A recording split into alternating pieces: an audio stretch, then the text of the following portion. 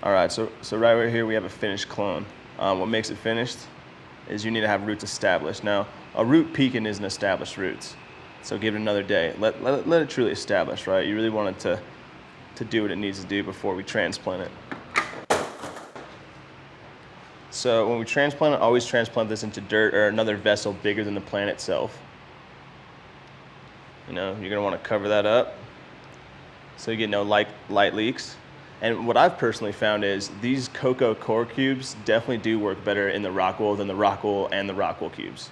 So if you notice when you're cloning, there's so many different ways. I would personally choose this cocoa. It stays more pH balanced. It takes off roots a lot better. So from here, you really want to propagate them. These are young babies, okay? My biggest advice to you would be more obsessed with your veg plants than you are your flower plants.